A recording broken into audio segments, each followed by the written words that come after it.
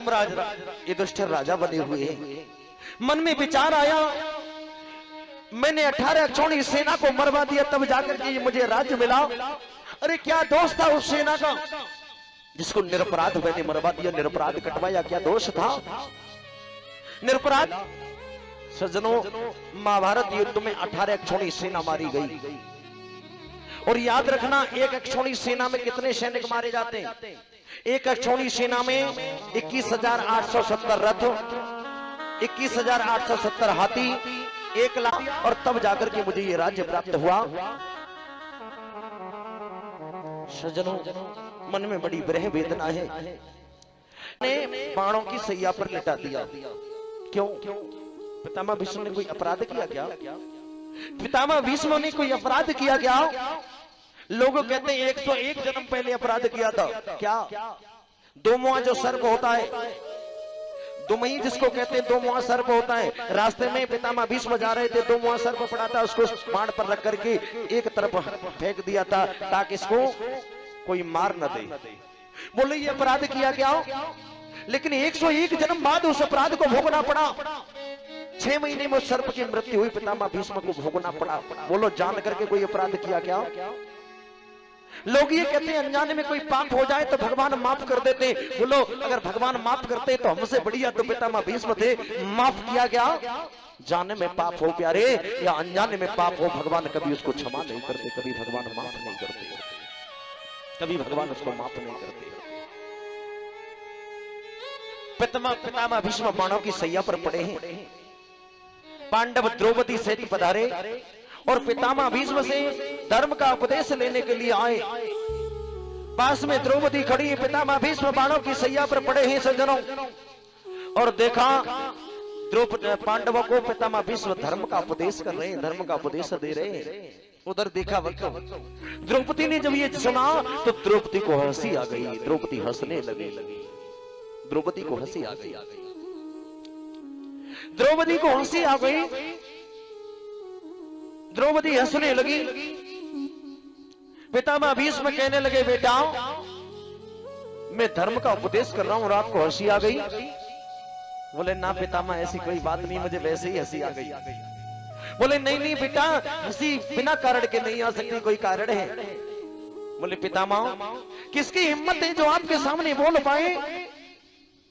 लेकिन आप अगर कह रहे हो कि हंसी का कारण बताओ तो मैं जरूर बोलूंगी। अरे कहा गया था वो धर्म, जिस धर्म का आज उपदेश कर रहे हो उस समय वो धर्म कहा था जब दुशासन मेरी साड़ी को खींच रहा था, उस सभा में तुम बैठे हुए थे।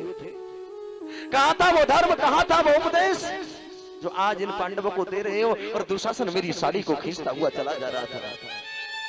जो ये बात पितामह भीष्म ने सुनी, आंखों से अश्रुधारा बहने लगी, फूट फूट करके रोने लगी। बेटा तुमने ये प्रश्न बड़ा अच्छा कर दिया, तुमने प्रश्न अच्छा कर दिया। शायद अगर ये प्रश्न न करती तुम्हारे मन में ये चलता रहता कि यही पितामह वहां था और यही पितामह यहाँ है, यहाँ पर धर्म का उपदेश किया है और वहां धर्म को नहीं बचाया। एक रजस्वला अबला को दुशासन साड़ी को खींचता रहा। पितामह भीष्म उस सभा में बैठे हुए देखते रहे। जो ये बात सुनी पितामह भीष्म बोले बेटा प्रश्न बहुत अच्छा किया। द्रौपदी तुम नहीं जानती, जैसा खाएगा अन्न, जीव जैसा अन्न खाता है वैसा ही उसका मन बन जाता है।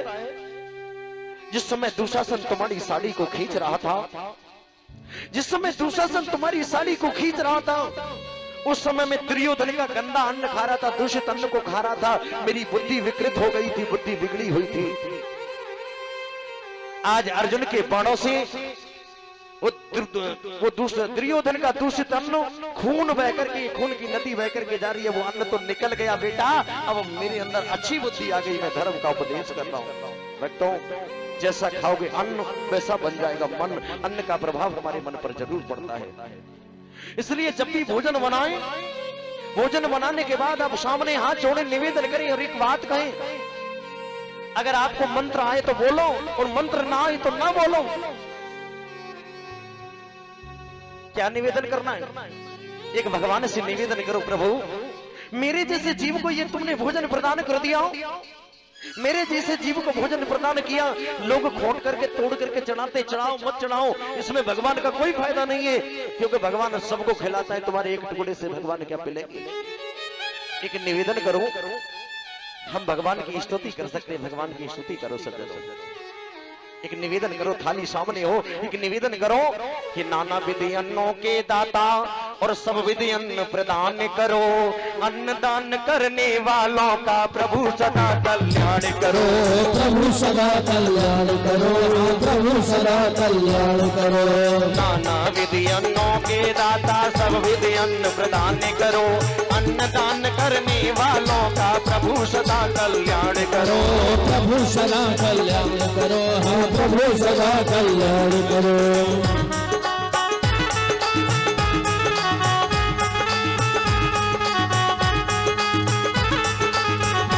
क्या कहना है? मैं आपको एक सरल उपाय बता दूं। कहना क्या है?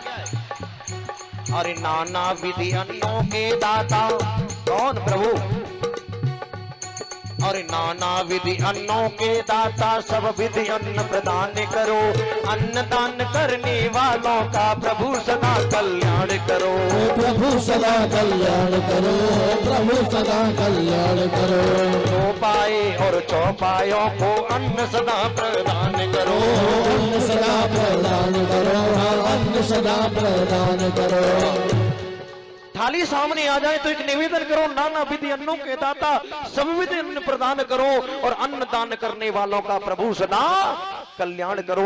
दो पाए और चौपायों को अन्न सदा प्रदान करो। प्रभु तुमने इस छोटे से जीव को इतना सुंदर भोजन दे दिया, अब हम तुम्हें क्या खिलाएंगे? सब कुछ तुम्हारा है प्रभु।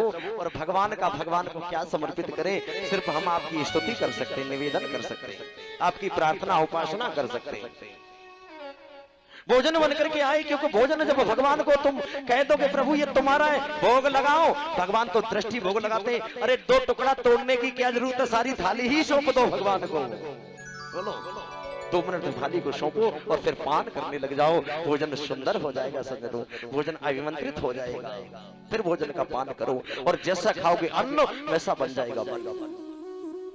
पितामह भीष्म ने धर्म का उपदेश किया, और पितामह भीष्म ने जब धर्म का उपदेश किया, सूत जी महाराज शौनक आदि ऋषियों को समझाने लगे। ऋषियों, पांडवों को पितामह भीष्म ने उपदेश किया, और जैसे पांडवों को पितामह भीष्म ने उपदेश किया, पांडव लौट करके चले आए। पितामह भीष्म बाणों की सैया पर पड़े हैं। इधर भगवान श्याम सुंदर द्वारिका के लिए पधारे, भगवान कन्हैया द्वारिका चले गए। उधर देखा सज्जनों, देवताओं ने जब भगवान श्याम सुंदर को देखा, देवता आकाश से पुष्पों की वर्षा कर रहे हैं, फूल वर्षा कर रहे हैं। भगवान श्याम सुंदर कौरव पांडवों का समझौता करके महाभारत युद्ध समाप्त कराने के बाद द्वारिका में पधारे। सूत जी महाराज शौनक आदि ऋषियों से कहते हैं, ऋषियों उधर उत्तरा के गर्भ में है महाराज परीक्षित। जो भगवान श्याम सुंदर ने उत्तरा के गर्भ की रक्षा करी, उत्तरा के गर्भ में है महाराज परीक्षित।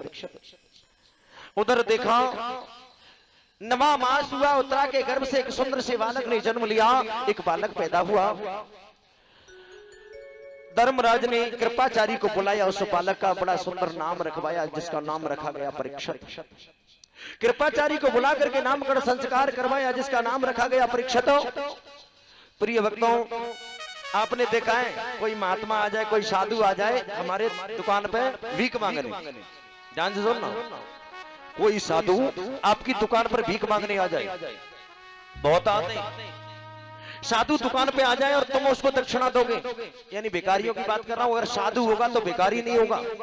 अगर ये भजन में इतनी ताकत होती है, भजन से भोजन से चलो चल के आता है, भोजन भजन के पास नहीं जाता, भजन से भोजन चल के आता है। कोई विद्वान होगा, साधु होगा तो भूखा रह सकता है, मर सकता है, पर भिक्षा नहीं मांगेगा। इस संत वेश को और ब्राह्मण वेश को अपमानित नहीं करेगा सज्जनों। आज भिखारी दुकान पे आ जाता है, पहले उसको 10 रुपया दे दो, नहीं लेगा, कहेगा आपके सेठ जी दिन बहुत खराब चल रहे हैं चवैया। और सेठ जी भी ऐसे ही, वो उसको दिन दिखाने लग जाते हैं, दिन देखो, कहता है इस दिन का मैं उतारा कर दूंगा, 1000 रुपए दे दो। सेठ जी, अरे इतना तो सोचो, जिसके दिन की इतने खराब है वो तुमसे भीख मांग रहा है, वो तुम्हारे दिन क्या ठीक करेगा? बोलो। हमारी बुद्धि में ये नहीं आता कि जो भिक्षा मांगने आया है, जो भीख मांग रहा है, मैं आपसे कहूं कि भिक्षा मांगो तो मांग लोगे क्या?